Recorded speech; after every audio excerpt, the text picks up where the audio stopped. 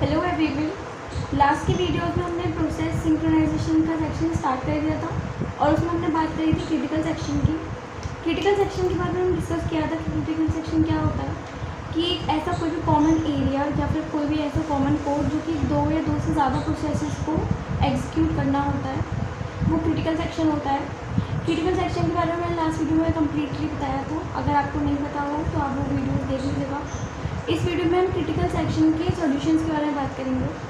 Last video में मैंने बताया था कि क्रिटिकल सेक्शन एक प्रॉब्लम है, अब प्रॉब्लम का हमें सॉल्यूशन देना पड़ेगा। तो सॉल्यूशन की बात करेंगे क्रिटिकल सेक्शन की, तो सॉल्यूशन इसके तीन होते हैं, तीन कंडीशन होते हैं इसके सॉल्यूशंस की। उसकी कंडीशंस को एक एक करके डिस्कस करेंगे एंड देन उसके बाद हम उसके जो भी हमारे पास सॉल्यूशन होता है एग्जैक्ट उसके बारे में बात करेंगे। अब क्रिटिकल सेक्शन के जितने भी सॉल्यूशंस होते हैं उसमें जो कंडीशन होती है उसमें फर्स्ट कंडीशन हमारे पास आती है म्यूचुअल एक्सक्लूजन की, जिसके बारे में हमने पहले भी बात करी हुई है, बट वो अलग केस में करी थी, डेडलॉक के केस में। अब यहाँ पे म्यूचुअल एक्सक्लूजन का मतलब क्या है कि आपके पास अगर कोई भी क्रिटिकल सेक्शन का सॉल्यूशन है, तो क्रिटिकल सेक्शन में क्या था कि हमारे पास प्रोसेस होती थी। अब उस प्रोसेस में क्या होगा, प्रोसेस का जो भी सपोज कोड है, ठीक है, उस कोड के अंदर कोई भी एक ऐसा वेरिएबल या फिर कुछ भी आपके पास कोड या कॉमन सेक्शन या कॉमन ब्लॉक होगा जो कि दोनों प्रोसेस को चाहिए होगा यूज़ करने के लिए। और राइट, ये बाकी का आपका कोड हो जाएगा, ठीक है। ये आपका CS है।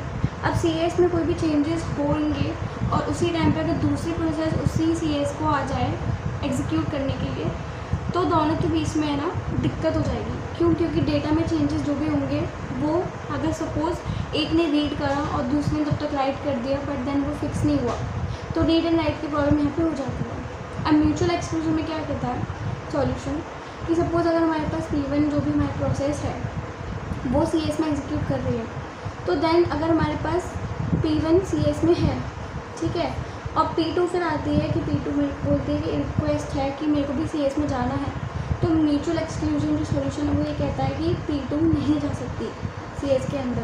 क्यों नहीं जा सकती? क्योंकि अभी P1 एग्जीक्यूट कर रही है। P1 अगर एग्जीक्यूट नहीं कर रही है तो P2 जा सकते हैं, एल्स नहीं जाएगी, क्योंकि वो चली जाएगी तो दोनों के बीच में गड़बड़ हो जाएगी, ठीक है। दोनों के रीड एंड राइट की प्रॉब्लम हो सकती है डेटा में, जिसकी वजह से डेटा गलत रीड या फिर गलत राइट हो सकता है, जिसको हम डर्टी रीड और डर्टी राइट भी कहते हैं। अब दूसरा इसका जो भी हमारे पास सॉल्यूशन आता है वो आता है हमारे पास नो प्रोग्रेस या फिर प्रोग्रेस, ठीक है। अब प्रोग्रेस जो भी हमारा सॉल्यूशन है वो क्या कहता है कि सपोज हम पे अगेन दो प्रोसेसेस हैं P1 एंड P2, ठीक है। अब सपोज P1 एग्जीक्यूट कर रही है, P1 CS में एग्जीक्यूट कर रही है, मैंने ये नहीं कहा है PS अपना कोड P1 जो है वो अपना कोड एग्जीक्यूट कर रही है, बट वो CS के अंदर नहीं है, उसको यूज़ ही नहीं करना था CS का सेक्शन, उसे एरिया यूज़ ही नहीं करना था CS का क्रिटिकल सेक्शन का।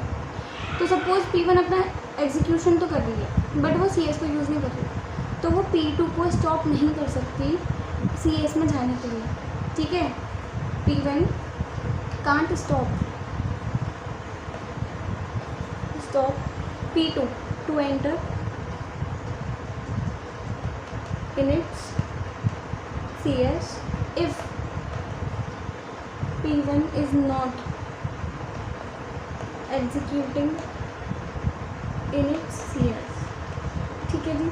अब वो इसलिए क्यों होता है, क्योंकि P1 अपना CS यूज़ कर रही थी तो वो जा सकता था कि ठीक है P2 अब नहीं आएगा, बट अगर P1 अपने CS में ही नहीं है तो वो P2 को स्टॉप नहीं कर सकती। वो ये नहीं कह सकती कि नहीं है P2 नहीं आएगा क्योंकि मैं एग्जीक्यूट कर रही हूँ, क्योंकि अगर वो यूज़ ही नहीं कर रही है तो वो जगह खाली छोड़ेगी CS की कि कोई और भी अगर प्रोसेस आना चाहते हैं तो वो आए अपना एग्जीक्यूशन करना, ठीक है जी। अब तीसरी जो आती है वो हमारे पास आता है कंडीशन बाउंडेड वेट की। अब बाउंडेड वेट क्या कहता है कि सपोज P1 और P2 थे, अब P1 आया, उसने एग्जीक्यूट करना स्टार्ट कर दिया CS में, तो P2 उस टाइम पे एग्जीक्यूट नहीं कर सकता ना CS में, तो वो कर क्या रहा है, वो कर रहा है वेट, है ना। अब वो वेट कर रहा है, ठीक है, ओके फाइन। उसके बाद P1 एग्जीक्यूट करे जा रहा है एंड देन अगेन उसकी चांस P2 की जो है वो वेटिंग में जा रही है, बार बार जा रही है। तो बाउंडेड वेट जो सॉल्यूशन है वो ये कहता है कि कोई भी अगर एक प्रोसेस है वो अगर CS में एग्जीक्यूट करने के लिए वेट कर रही है तो वो कुछ लिमिट में ही वेट करेगी, बहुत इन्फिनिटी तक वेट नहीं करेगी, क्योंकि इन्फिनिटी तक वेट करने के केस में क्या हो रहा था, हमने पहले पढ़ा था डेडलॉक के केस में कि कंडीशन आ जाती थी स्टारवेशन की। स्टारवेशन में क्या होता है कि आप एक ही प्रोसेस को बार बार उसके एग्जीक्यूशन से, किसी भी तरह का एग्जीक्यूशन हो, आप उसे बार बार एक ही प्रोसेस को स्टॉप कर रहे हो तो वो वेट करते करते करते करते या ब्लॉक होते होते स्टारवेशन की कंडीशन में चली जाती है कि उसका टर्न ही नहीं आता, ठीक है। तो इसी प्रॉब्लम को बचाने के लिए बाउंडेड वेट कहता है कि एक जो प्रोसेस होगी वो वेट तो करेगी अनटिल अनलेस कोई एक प्रोसेस CS में एग्जीक्यूशन ख़त्म करे अपना, बट वो वेट एक लिमिट में करेगी, बहुत ज़्यादा वेट नहीं होगा, बहुत इन्फिनिटी तक नहीं जाएगा। सपोज़ करिए कि ये P1 जो है, P1 ने अपना एग्जीक्यूट करने के बाद P2 को दे दिया, दैन इट्स फाइन, बट अगर P2 वेट करे जा रहे तो ये कंडीशन जो है वो सॉल्यूशन में नहीं कंसिडर की जाएगी क्रिटिकल सेक्शन के। So that is all about solutions for critical section. अब सॉल्यूशन एक्चुअलिटी में होता क्या है, तो हमने कंडीशंस पढ़ी कि क्या क्या कंडीशन होती हैं, 3 मेजर कंडीशन थी जो भी हम डिस्कस कर रहे हैं। अब हम डिस्कस करेंगे नेक्स्ट वीडियो में कि सॉल्यूशन एटलीस्ट होता क्या है, ठीक है। तो नेक्स्ट वीडियो में मिलेंगे, टिल देन बाय।